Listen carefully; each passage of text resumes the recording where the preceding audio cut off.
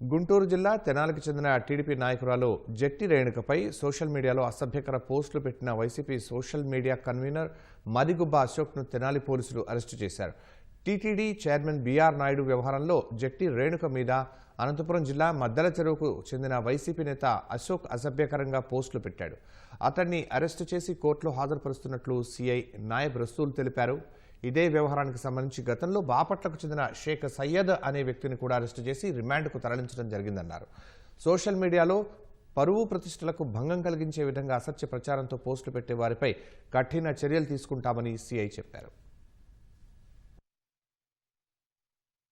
మార్చి 2వ తేదీన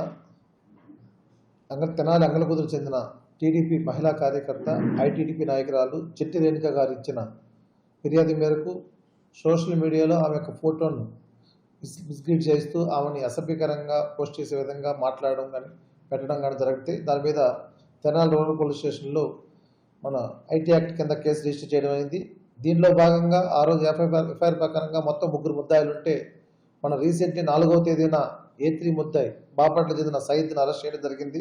అదేవిధంగా దాంట్లో ప్రథమ ముద్దాయి అయిన ఏవన్ అశోక్ వైఎస్ఆర్సీపీ జగన్ అని ఒక ఫేస్బుక్ అకౌంట్ వాడుతూ అప్పుడు బీఆర్ నాయుడు గారి యొక్క ఒక వీడియో రిలీజ్ అయినప్పుడు దానికి సంబంధించి మన బాపట్ల చెందిన వ్యక్తి సయీద్ అనే వ్యక్తి మన రేణుక గారు కారు దిగిన ఫోటోని కావాలని ఇంటెన్షనల్గా పెట్టడం వల్ల అప్పుడు వీళ్ళంతా ఒక గ్రూప్లో ఉన్నప్పుడు వీళ్ళు కూడా అదే గ్రూప్ను వాడుకొని ఆమెను అసభ్యకరంగా పోస్ట్ చేస్తూ ఈ విధంగా వాయిస్ రాయడం జరిగింది. తెనాలిలో సోమసుందరపాలెం వద్ద అతన్ని మధ్యాహ్నం 12:10 అరెస్ట్ చేసి అతను కోర్టు రిమాండ్కి ఈరోజు పంపించడం జరుగుతుంది.